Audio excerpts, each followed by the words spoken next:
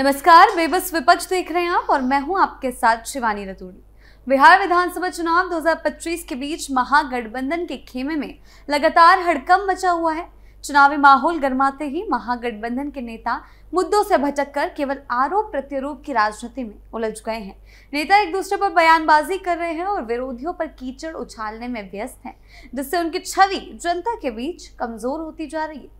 तो क्या चल रहा है महागठबंधन के अंदर, बताएंगे आपको, लेकिन खबरों में आगे बढ़ने से पहले एक नजर डालते हैं बिहार की टॉप हेडलाइंस पर। एनडीए का घोषणा पत्र हुआ जारी, महागठबंधन की उड़ी नींद। एनडीए के संकल्प पत्र जारी होते ही तेजस्वी की बड़ी टेंशन, बयानों से मचा हड़कंप।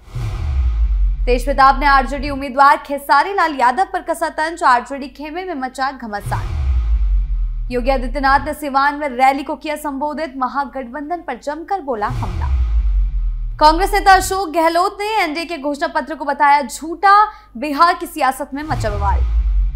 खबरों में सबसे पहले बात करते हैं एनडीए के घोषणा पत्र की। बिहार विधानसभा चुनाव 2025 को लेकर शुक्रवार को एनडीए ने पटना के गांधी मैदान में स्थित होटल मौर्य में आयोजित एक भव्य प्रेस कॉन्फ्रेंस के दौरान अपना साझा घोषणा पत्र जारी कर राजनीतिक माहौल में हलचल मचा दी है। इस घोषणा पत्र में एनडीए ने बिहार की जनता से कई बड़े और प्रभावशाली वादे किए हैं, जिनमें बेरोजगारी, महिला सशक्तिकरण, शिक्षा, स्वास्थ्य, कृषि और बुनियादी ढांचे के विकास पर विशेष ध्यान दिया गया है। एनडीए ने युवाओं के लिए नई रोजगार योजनाओं की घोषणा कर बेरोजगारी को लेकर एक ठोस रोड मैप पेश किया है। वहीं महिलाओं के लिए आर्थिक आत्मनिर्भरता बढ़ाने और सुरक्षा सुनिश्चित करने के कई ठोस कदमों का वादा किया गया है। घोषणा पत्र के जारी होते ही महागठबंधन के खेमे में हलचल मच गई है, क्योंकि एनडीए ने इस बार महिलाओं और युवाओं पर एक ऐसा राजनीतिक दांव चला है जिसने विपक्ष के लिए मुश्किलें बढ़ा दी है। एनडीए की रणनीति सीधे तौर पर महिला वोट बैंक को प्रभावित कर सकती है। दूसरी ओर महागठबंधन की मुश्किलें इसलिए भी बढ़ गई है क्योंकि उनके घोषणा पत्र में जो वादे किए गए थे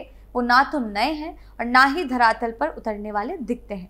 जनता को ये लग रहा है कि ये वही पुराने वादे हैं जिन्हें वो पिछली बारों में भी सुन चुके हैं, लेकिन उन पर अमल आज तक नहीं हो पाया। जब तेजस्वी डिप्टी सीएम थे तब भी उन्होंने इन वादों पर अमल नहीं किया। महागठबंधन के घोषणा पत्र में बेरोजगारी और महिलाओं के विकास को लेकर जो दावे किए गए हैं वो बिना ठोस कार्य योजना के हैं, जबकि एनडीए ने अपने संकल्प पत्र में हर योजना के साथ एक साफ लक्ष्य और समय सीमा तय की है। अब ये देखना दिलचस्प होगा कि महागठबंधन इस नए राजनीतिक समीकरण और एनडीए के इस मजबूत घोषणा पत्र के सामने अपनी रणनीति कैसे तय करता है, क्योंकि इस बार का चुनाव केवल विकास के मुद्दों पर नहीं बल्कि विश्वसनीयता और भरोसे की जंग बन गया है। बात करते हैं अगली खबर की। बिहार विधानसभा चुनाव 2025 के बीच एनडीए द्वारा संकल्प पत्र जो जारी किया गया है उसने राजनीतिक माहौल को गर्मा दिया है। जैसे ही एनडीए ने पटना में अपना मैनिफेस्टो पेश किया, उसके तुरंत बाद ही विपक्षी दलों, खासकर राजद और महागठबंधन के नेताओं ने उस पर तीखे हमले शुरू कर दिए हैं। राघोपुर विधानसभा सीट से राजद उम्मीदवार और महागठबंधन के नेता तेजस्वी यादव ने एनडीए के संकल्प पत्र को निशाने पर लेते हुए कहा है कि एनडीए का घोषणा पत्र कार्यक्रम 30 सेकंड में खत्म हो गया। मुख्यमंत्री नीतीश कुमार को खुद नहीं पता था कि संकल्प पत्र में क्या लिखा है। तेजस्वी ने तंज कसते हुए आगे कहा है कि एनडीए को संकल्प पत्र नहीं बल्कि सॉरी पत्र जारी करना चाहिए और बिहार की जनता से माफी मांगनी चाहिए कि 20 साल तक सत्ता में रहने के बाद भी राज्य के हालात नहीं बदल सके। लेकिन तेजस्वी का यह बयान उन पर ही उल्टा पड़ गया, क्योंकि महागठबंधन के नेताओं की प्रतिक्रिया साफ रूप से उनकी बौखलाहट दिखा रहे कि आखिर जब लालू का राज था तब क्या हुआ था, तेजस्वी उस पर उंगली क्यों नहीं उठाते हैं। तेजस्वी खुद सिर्फ आरोप प्रत्यारोप की राजनीति में घिर गए हैं। एनडीए के संकल्प पत्र में जिस तरह से रोजगार, महिलाओं की सुरक्षा, किसानों के सशक्तिकरण और विकास के मुद्दों को शामिल किया गया है, उसने महागठबंधन के पुराने वादों की पोल खोल दिया और यही कारण है कि एनडीए का ये कदम महागठबंधन के खेमे में असहजता और बेचैनी बढ़ा रहा है। अब ये सवाल उठने लगा है कि सॉरी आखिर किसे कहना चाहिए, उस गठबंधन को जिसने वर्षों तक बिहार में भ्रष्टाचार, अपराध और जंगल राज को पनपने दिया, या उस सरकार को जो विकास की दिशा में लगातार काम कर रही है। तेजस्वी यादव के इस बयान से साफ झलकता है कि एनडीए के घोषणा पत्र ने विपक्ष के आत्मविश्वास को हिला कर रख दिया है, जिससे तेजस्वी की नींदें उड़ गई है। बात करते हैं अगली खबर की। बिहार विधानसभा चुनाव 2025 के बीच महागठबंधन के भीतर फिर से कलह के सुर सुनाई देने लगे हैं। आरजेडी के वरिष्ठ नेता लालू प्रसाद यादव के बड़े बेटे तेज प्रताप यादव, जिन्हें पार्टी और परिवार से बाहर कर दिया गया है, इस बार उम्मीदवार खेसारी लाल यादव आरजेडी के जो उम्मीदवार है उन पर तंज कसकर राजनीतिक हलचल तेज कर दी है। जब मीडिया ने उनसे सवाल किया कि खेसारी लाल यादव कह रहे हैं कि महागठबंधन सरकार बनने पर 2 करोड़ रोजगार दिए जाएंगे, तो तेज प्रताप ने तंज भरे लहजे में जवाब दिया है कि कौन सा जॉब देंगे खेसारी लाल, नाचने वाला। उनके इस बयान ने न केवल खेसारी लाल यादव पर बल्कि पूरे महागठबंधन खेमे को असहज स्थिति में डाल दिया है, क्योंकि पूरा महागठबंधन नौकरियों के वादों पर लगा हुआ था, लेकिन खुद तेज प्रताप ने कह दिया कि आखिर कौन सी नौकरी देंगी। तेज प्रताप यादव के इस बयान के बाद सियासी गलियारों में हलचल मच गई है, क्योंकि ये पहला मौका नहीं है जब उन्होंने गठबंधन के नेताओं पर तीखा हमला बोला हो। इससे पहले भी तेज प्रताप कई बार अपने छोटे भाई तेजस्वी यादव की नेतृत्व क्षमता पर सवाल उठा चुके हैं। तेज प्रताप का ये बयान महागठबंधन के लिए गले की हड्डी साबित हो सकता है। तेज प्रताप के इस बयान से तेजस्वी यादव की मुश्किलें बढ़ गई है और लगातार वो ऐसे बयान दे रहे हैं जिससे तेजस्वी की मुश्किलें बढ़ जाए। जहां एक और उन्हें एनडीए के तीखे हमलों का सामना करना पड़ रहा है, वहीं दूसरी ओर अब अपने ही बड़े भाई के बयानों से निपटना पड़ रहा है। बिहार की राजनीति में तेज प्रताप का ये तंज अब चुनावी बहस का नया मुद्दा बन गया है। बात करते हैं अगली खबर की। बिहार विधानसभा चुनाव 2025 के माहौल में सियासी पारा लगातार चढ़ता जा रहा है और इसी बीच सिवान में आयोजित एक भव्य जनसभा के दौरान उत्तर प्रदेश के मुख्यमंत्री योगी आदित्यनाथ ने विपक्षी दलों, खासकर कांग्रेस और राजद पर तीखा हमला बोला है। योगी आदित्यनाथ ने अपने अंदाज में माफियाओं और भ्रष्टाचार पर बोलते हुए कहा है कि उत्तर प्रदेश में माफियाओं का बुलडोजर से कचूमर निकालकर उन्हें झंडूम भेज दिया गया। इस बयान के साथ ही सभा में मौजूद भीड़ ने जोरदार तालियां बजाई, क्योंकि उनका कहना था कि अब बिहार में भी ऐसा ही होगा। उनका कहना है कि बिहार में भी वही व्यवस्था लागू करने की जरूरत है ताकि अपराध, गुंडाराज और परिवारवाद की राजनीति को जड़ से खत्म किया जा सके।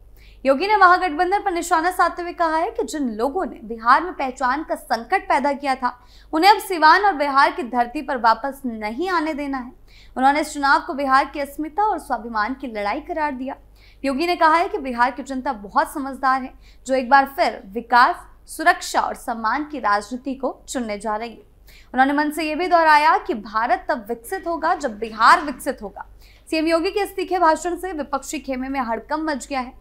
राजद और कांग्रेस के नेता अभी तक इस बयान का जवाब देने की रणनीति तय नहीं कर पाए, क्योंकि योगी का हमला सीधे तौर पर लालू यादव के शासनकाल और उस दौर के जंगल राज पर था। योगी के इस बयान ने बिहार के चुनावी मैदान में एनडीए समर्थकों में जहां एक और जोश भर दिया है, वहीं महागठबंधन के खेमे की नींद उड़ गई है। कुल मिलाकर सिवान की सभा ने साफ कर दिया कि एनडीए अब पूरी ताकत से मैदान में उतर चुका है और उसका निशाना महागठबंधन की जड़ों तक पहुंचने का है। बात करते हैं अगली खबर की। बिहार विधानसभा चुनाव 2025 के बीच एनडीए के संकल्प पत्र को लेकर कांग्रेस ने हमला बोलना शुरू कर दिया है, लेकिन अब ऐसा लग रहा है कि कांग्रेस खुद अपने ही बयानों के जाल में उलझती जा रही है। कांग्रेस के वरिष्ठ नेता अशोक गहलोत ने एनडीए के घोषणा पत्र को झूठा करार देते हुए कहा है कि 26 सेकंड में घोषणा 20 साल का हिसाब नहीं, और ये भी आरोप लगाया कि एनडीए के शीर्ष नेता मीडिया के सवालों से भाग गए। हालांकि राजनीतिक माहौल में ये बात साफ दिखाई दे रही है कि महागठबंधन के नेता केवल बयानबाजी तक सीमित रह गए हैं, जबकि धरातल पर जनता को प्रभावित करने के लिए उनके पास कोई भी ठोस मुद्दा, एजेंडा नहीं है। जब खुद कांग्रेस के शीर्ष नेता राहुल गांधी अपने विवादित बयानों को लेकर कानूनी पचड़े में फंस गए हैं। दरअसल बिहार चुनाव प्रचार के दौरान राहुल गांधी द्वारा प्रधानमंत्री नरेंद्र मोदी और लोक आस्था के महापर्व छठ को लेकर की गई कथित अमर्यादित टिप्पणी ने एक बड़ा विवाद खड़ा कर दिया है। इस मामले में मुजफ्फरपुर की मुख्य न्यायिक दंड अधिकारी की अदालत में उनके खिलाफ परिवाद दायर किया गया और ये मामला अब तेजी से राजनीतिक तूल पकड़ रहा है और कांग्रेस के लिए सिरदर्द बन गया है। राहुल गांधी के इस बयान से जहां एनडीए को कांग्रेस पर निशाना साधने का एक बड़ा मौका मिल गया, बैठे बैठाए थाली में मुद्दा मिल गया, वहीं कांग्रेस खुद बचाव की मुद्रा में दिखाई दे रही है। और अभी साफ हो गया है कि जो लोग एनडीए पर झूठे वादों का आरोप लगा रहे हैं, उन्होंने खुद अपने गठबंधन के लिए मुश्किलें बढ़ा ली है। महागठबंधन का नेतृत्व इस समय दोहरी चुनौती से जूझ रहा है। एक और एनडीए का मजबूत चुनावी अभियान और दूसरी ओर अपने ही नेताओं के विवादित बयान जो जनता के बीच उनकी छवि को नुकसान पहुंचा रहे हैं। ऐसे में कांग्रेस और महागठबंधन का एनडीए पर आरोप लगाना जनता के बीच उतना प्रभावी नहीं हो पा रहा, क्योंकि अब लोगों को यह महसूस हो रहा है कि जो दल दूसरों पर उंगली उठा रहे हैं वो खुद अपने ही घर को संभाल नहीं पा रहे। तो फिलहाल बेबस विपक्ष में इतना ही। आपकी इस बारे में क्या राय है, हमें कमेंट सेक्शन में जरूर बताएं। नमस्कार।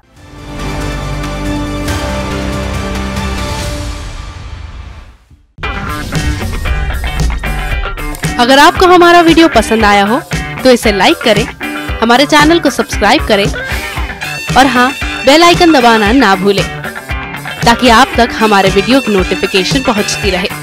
आप अपना सुझाव हमें कमेंट बॉक्स में दे सकते हैं। हमारे साथ जुड़ने के लिए शुक्रिया।